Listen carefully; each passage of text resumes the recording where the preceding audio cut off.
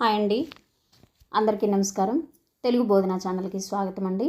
ఈరోజు ప్రత్యేకంగా గణతంత్ర దినోత్సవ శుభాకాంక్షలు అండి. అందరికీ కూడా ఎంతో సంతోషకరమైనటువంటి రోజు, మతాతీతమైనటువంటి పండుగ జరుపుకునేటువంటి రోజు. మరి మనకి దాదాపు 200 సంవత్సరాల కాలం పాటు ఆంగ్లేయులు పాలనలో ఉన్న భరతమాతకు సుదీర్ఘ పోరాటం తర్వాత 1947లో స్వతంత్రం వచ్చింది. దేశ స్వాతంత్రం కోసం వేలాది మంది ప్రాణత్యాగం కూడా చేశారు, ఎందరో మహానుభావులు.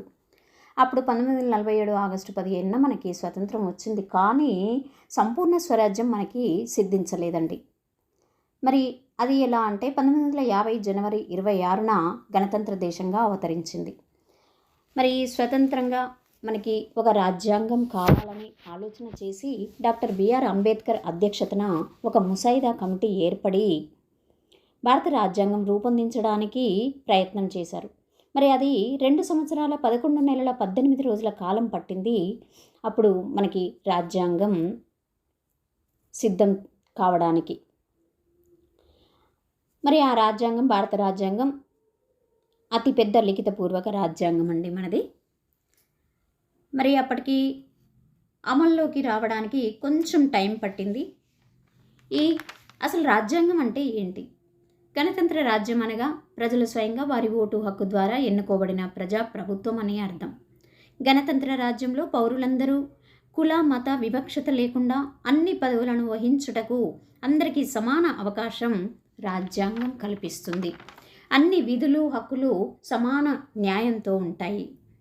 మరి భారత రాజ్యాంగం 1950 జనవరి 26న దేశమంతటా కూడా అమల్లోకి రావడం జరిగింది. అందువల్ల జనవరి 26న మనం గణతంత్ర దినోత్సవాన్ని జరుపుకుంటాం.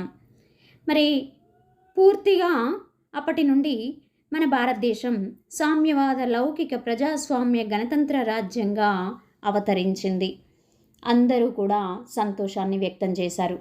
మనకు రాజ్యాంగం అనేది 1950వ సంవత్సరం జనవరి 26వ తేదీన అమల్లోకి వచ్చింది కాబట్టి అందరూ కూడా సంతోషాలతో ఉండి మరి ఈ గణతంత్ర దినోత్సవాన్ని జరుపుకుంటూ, అంటే మూవన్నెల జెండాను ఎగరవేస్తూ గణతంత్ర దినోత్సవాన్ని జరుపుకుంటున్నాం.